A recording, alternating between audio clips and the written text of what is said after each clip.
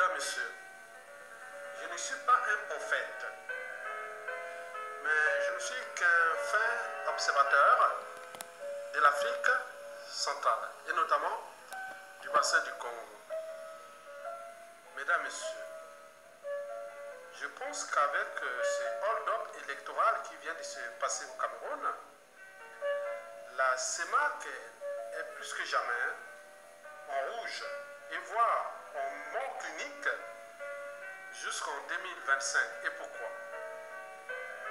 Bon, commençons déjà par le monsieur qui dirige le Cameroun. Il s'appelle Paul Biya.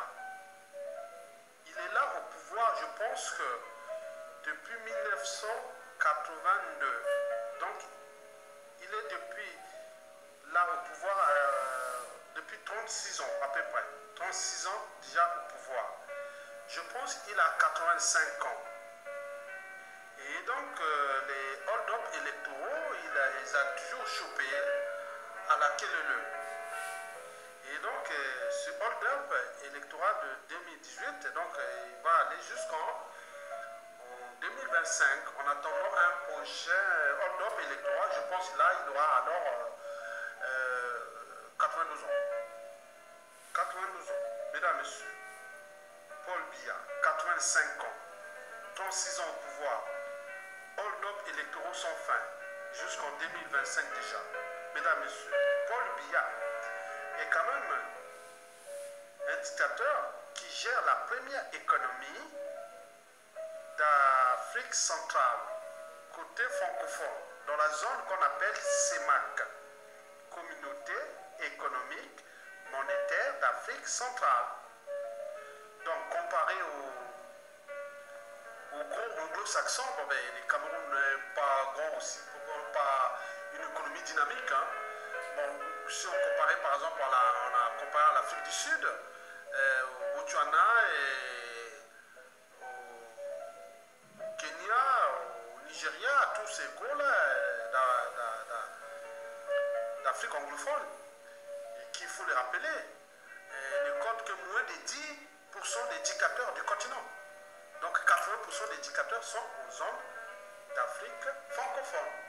Quand on est aux zones francophones, quand vous parlez français, en Afrique, vous êtes prédisposés à la dictature, aux hold-up électoraux sans fin. Mesdames, Messieurs, oui, la première économie d'Afrique centrale, c'est le Cameroun. Et ce Cameroun-là qui soutient en ce moment artificiellement le franc CFA. Oui, le CFA. L'unique monnaie coloniale encore en existence au monde. Elle a été créée par les Français. Donc, le franc CFA est aujourd'hui supporté par le Cameroun. Puisque tout autour des autres pays comme le Tchad, la Centrafrique, la Guinée équatoriale, le Gabon et le Congo-Brazzaville sont tous en faillite. Sont tous en faillite. Ils sont sous programme FMI. Des pays aussi riches au niveau des ressources naturelles. Des pays peu peuplés. Et 90% de ces populations dans la merde. Il y a un souci. Ça se passe en zone francophone, France-Afrique. Comme on dit que la zone France-Afrique ou la zone francophone est sans espoir pour ces peuples. Si vous avez au moins un cerveau, si vous voulez aller travailler dans ces espaces-là en tant qu'originaire de ce pays, vous n'allez que pour servir le régime. Parce que c'est interdit de servir votre pays. Parce qu'on ne veut pas que les populations soient plus autonomes et autres. Sinon, les dictateurs-là ne resteront pas là.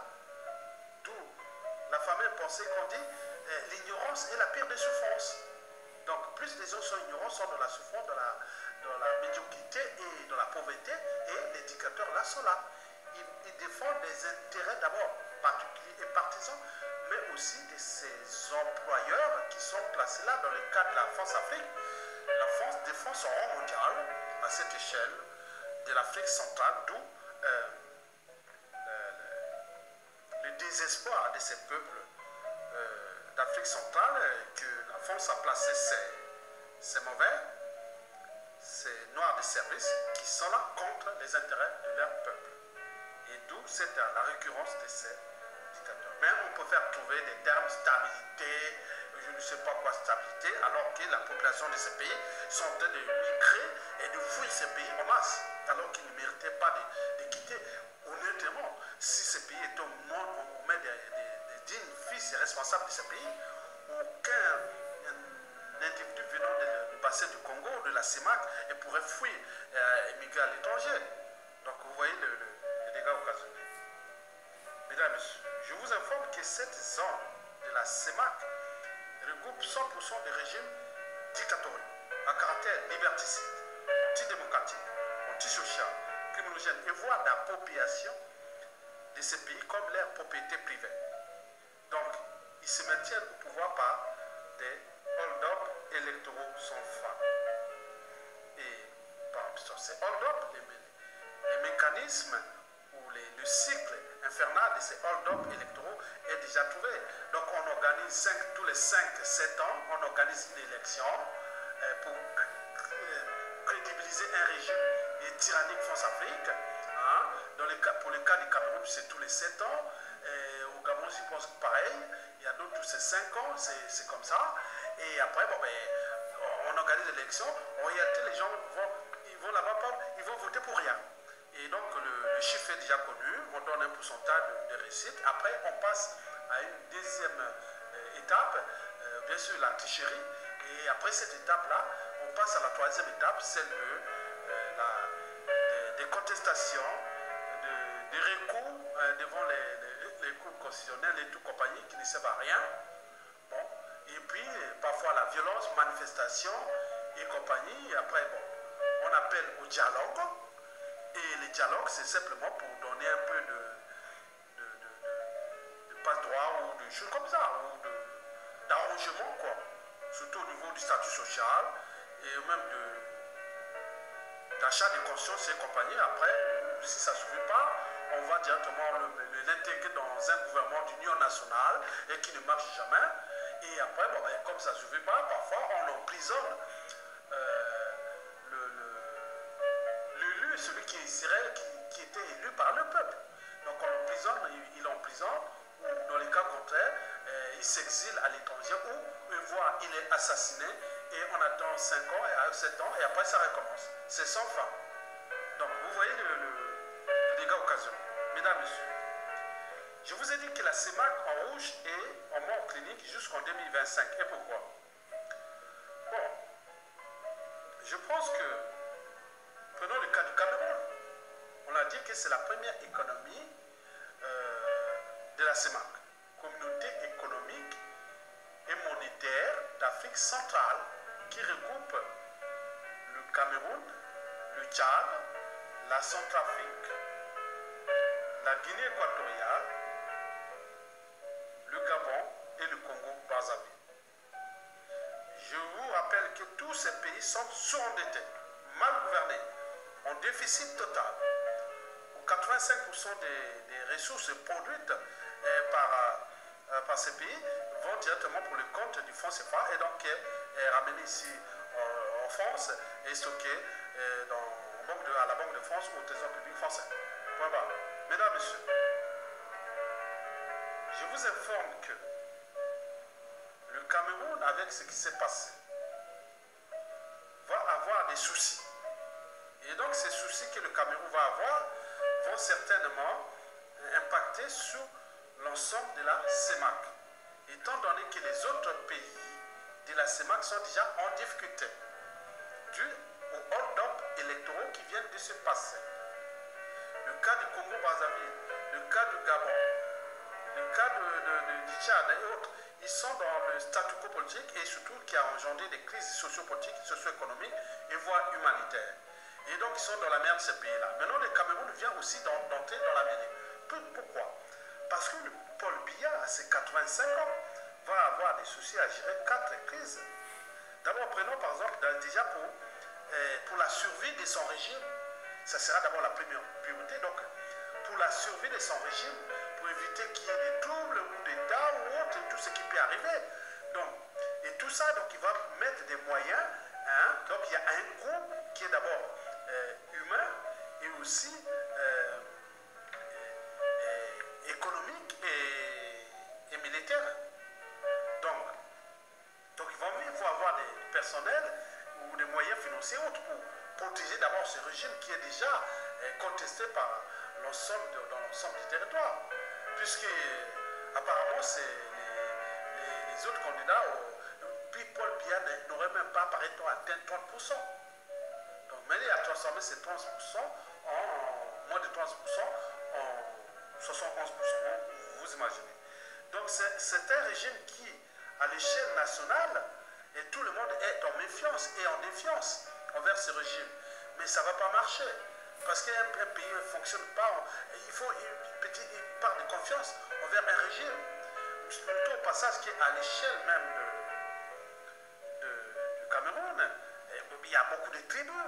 Il y a des tribus qui ne méritent jamais la tribu de Paul Biya et compagnie, qui à un moment donné, il y a des gens qui étaient du côté d'Amadou à Djo, il y a des gens de l'Ouest. Bon, voilà, donc le régime tangue, le régime est instable et c'est pas bon pour les investisseurs et pour tout le monde. Bon. Deuxième souci est que Paul Biya va certainement gérer les problèmes des séparatistes anglophones. Vous savez que le Cameroun fut d'abord une colonie allemande jusqu'à la fin de la Première Guerre mondiale. Et ce n'est que là que quand l'Allemagne avait perdu la Première Guerre mondiale, et cette colonie allemande a été divisée, une grande partie léguée à la France, une petite partie à l'Angleterre.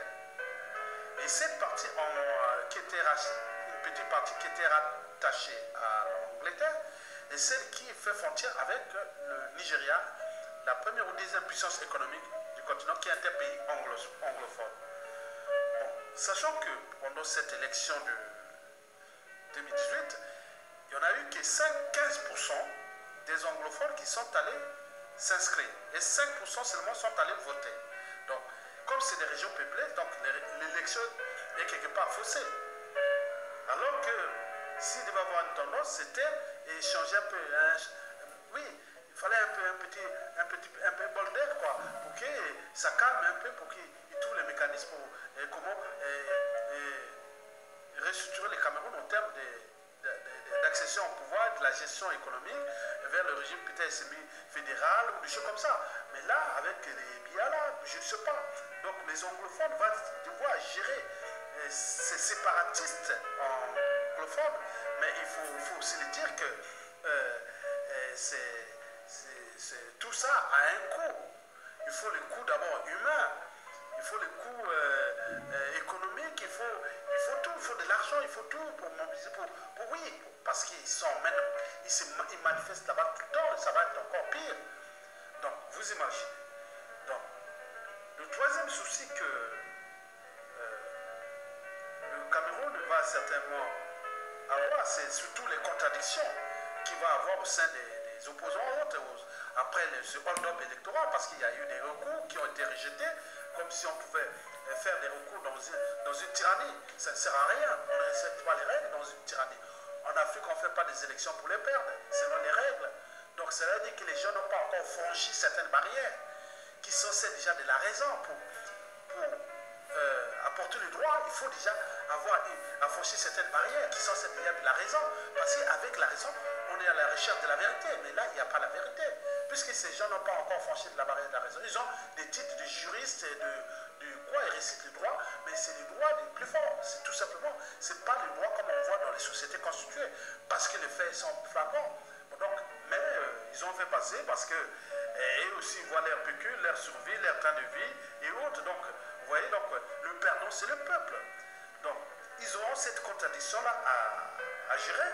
Et je ne sais pas comment va se passer cette contradiction, parce qu'il y a des problèmes des tribus. Et donc, c'est compliqué là. Maintenant, le quatrième souci de Paul Biya, c'est la secte Boko Haram. Oui, qui sévit dans le nord-ouest. Et il y a un coût humain, un coût militaire et tout compagnie. Mais même s'ils cherchent les aides et surtout autour, mais c'est un truc qui est sans fin. Parce que si on ne résout pas ces problèmes de manière globale au sein des démocraties dans cette sous-région, ça ne marchera pas. Donc, Biya aura les 4 gros soucis à gérer. Déjà, pour la survie de son régime, les séparatistes anglo-saxons, gérer la crise post-électorale qui va aller s'amplifiant. Et puis, Boko Haram, n'oublions pas que Paul Biya est déjà personne de 4e âge, donc il passe son temps à l'étranger pour aller se soigner. Bon, peut-être que les autres. Bon, vous voyez, donc il y a un souci. Mesdames et messieurs, bon, le risque, il faut le dire, que nous sommes en présence d'une zone de la CEMAC qui est sans espoir. Sans espoir. Et pourquoi? Déjà parce qu'il nous a placé ces mauvais, ces noirs de service. Parce qu'un noir de service, c'est une situation ontologique d'un individu qui est toujours contre les intérêts de sa communauté. Donc, dans les cas présents ici de notre communauté à la CEMAC, on a placé des gens qui sont là et qui sont contre qu'il y ait une alternance, un renouvellement, comme dans la vie, et chacun met sa pierre, on avance petit à petit. Mais eux, on les a placés là, que vous devez rester là, pour contre les intérêts de votre peuple. Cela veut dire qu'ils sont contre les alternances politiques dans leur propre pays, dans leur propre continent. Ils sont là pour remplir les rangs de ceux qui les ont placés là pour leurs intérêts, qui sont les intérêts des conflits d'intérêts et surtout les intérêts de ces puissances qui les ont placés là pour. Donc, résultat, cette partie de l'Afrique centrale va être tirée vers le bas. Donc, c'est sans espoir, je vous dis sincèrement, je ne veux pas aller en détail. Je vous dis que le Congo-Brazzaville, un des membres de la CEMAC, le régime est agonisant, à bout de souffle, au bout du rouleau. Et donc, à tout instant, il risque de chuter. Au Gabon, c'est chaud. Pareil. Au Biangema, qui a compté quand même sur Paul Biya, parce qu'il croit que Paul Biya peut encore le protéger et il peut réguler ensemble là. Donc, il a trouvé un petit allié parce que au Biangema de la Guinée équatoriale est déjà en méfiance envers ils disent début du Tchad. Ok. Le paradoxe, c'est que ils disent début du Tchad, Denis Sassou Nguesso du Congo-Brazzaville et Paul Biya, c'est les 3 chevaux de la France-Afrique dans la sous-région. Alors que la France-Afrique cherche à éjecter au Biangema. Peut-être ici, il ne comprend pas parce que il y a aussi Faustin Akon Touadéra de la Centrafrique qui a pris un peu s'est démarqué. Il est allé chercher les Russes pour le protéger. Il y a des Russes qui sont maintenant là-bas en Centrafrique, d'où la stabilisation de cette Centrafrique. Mais tout ce monde-là regroupé, Ali Bongo qui cherche à gérer ses affaires, et tout le Denis Sassou Nguesso, tout ce monde, je ne vois pas une CEMAC qui va être stable dans ce cas-là. Étant donné que tous ces pays sont aux portes du FMI. Il y a d'autres qui sont déjà reçus leur PQ du FMI, qui vont certainement se surendetter encore davantage. Mais le Congo, dans la ville aux portes, il a tort, mais la résistance a dit non. Vous donnez cette dette-là, Sassou Nguesso, on ne la payera pas cette dette. C'est une dette privée de Sassou qui va transformer en dette publique. Ce n'est pas possible. Donc, la priorité de ces régimes qui ont déjà bloqué toute une sous-région d'Afrique centrale et qu'il faut voir qu'elle serait vraiment dynamique, mais qui est là. Mais sans issue, il faut voir déjà les programmes, si tout va normalement. Et Sassou Nguesso, c'est encore là jusqu'en 2021. Ali Bongo, je pense que jusqu'en 2023, je pense. Et celui du Tchad, là, pareil. Ils disent début. Et Biya, 2025. Mais je ne vois pas dans cette zone d'Afrique centrale, peut-être qu'ils vont se réunir autour du fonds CFA. Il faut le dire que les réserves du fonds CFA ne cessent de s'effondrer. La dévaluation est possible. On vient d'évaluer ces fonds CFA-là. Une région riche qui ne méritait pas ça, il continue de se déclasser. Après la première dévaluation de 1994, il y aura une troisième dévaluation qui va arriver là. Il y avait une première avant, après la deuxième en 1994. Et là, ça va être la quatrième dans cette zone CEMA.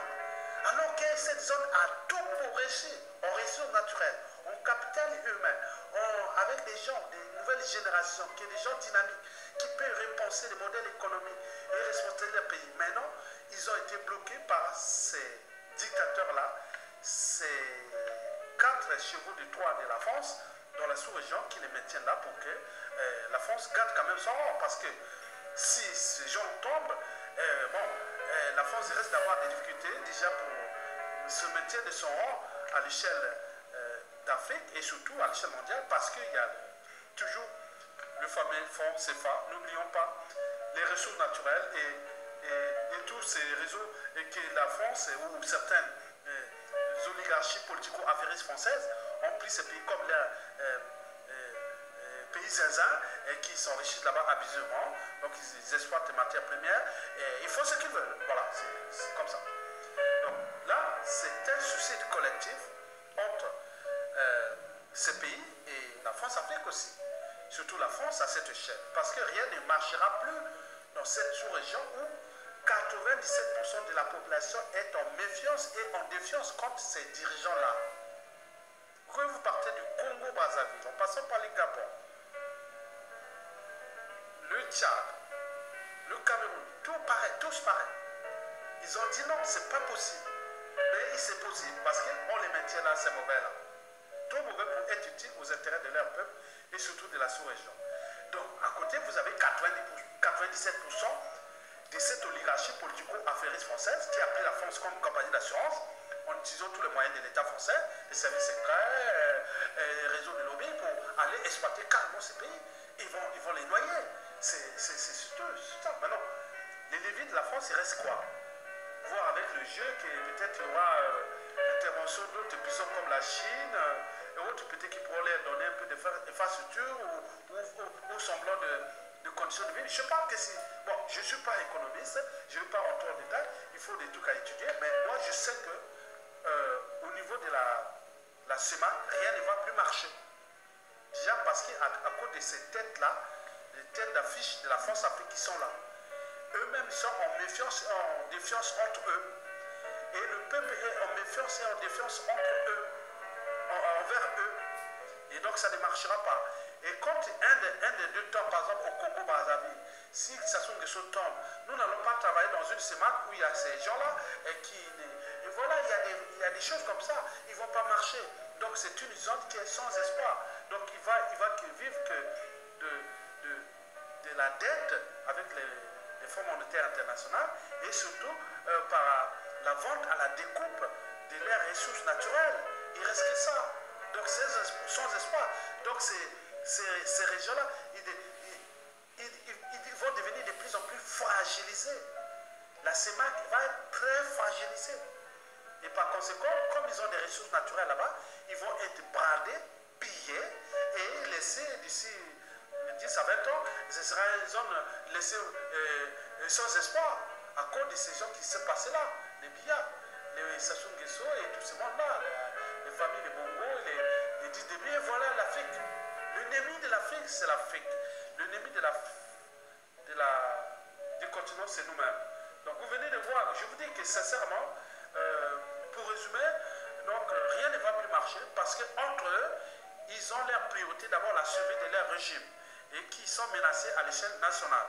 Et deuxièmement, il y a aussi les indicateurs macroéconomiques.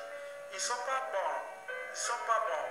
Parce qu'il y a la malgouvernance, il y a le modèle économique qui est lié au fonds CFA et tout compagnie. Ça ne va pas avancer. Ils vont s'enfoncer. Et troisièmement, ils vont certainement brader les ressources naturelles. Et donc, ces pays-là vont s'enfoncer. Et donc, beaucoup de gens vont émigrer vers l'extérieur. Et c'est ça.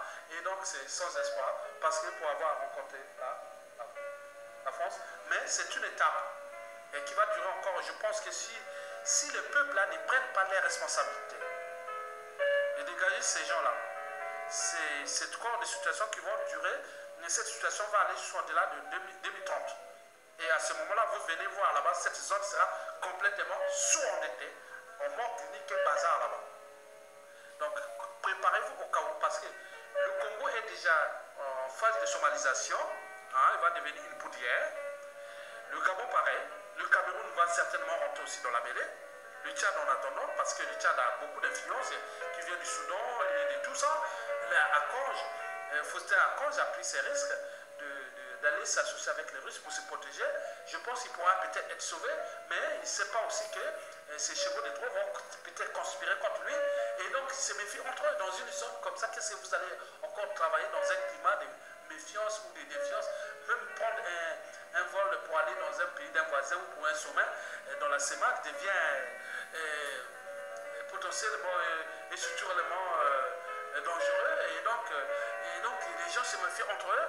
Et donc, il n'y a pas d'espoir là. Donc, c'est ça que je tenais à vous dire. Et pour la CEMAC, je pense que la solution n'est plus globale, mais la solution va devenir par pays. Donc, il y a des pays, par exemple au Congo, si ça se met sur top, nous, ce n'est pas la CEMAC qui va nous intéresser.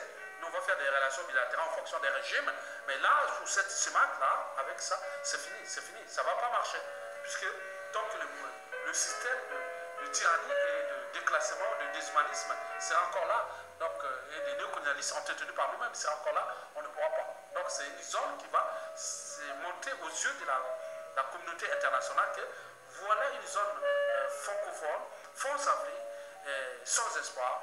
Et voilà les résultats de l'Afrique francophone, de la France en Afrique francophone. Mesdames, Messieurs, je vous remercie et à bientôt.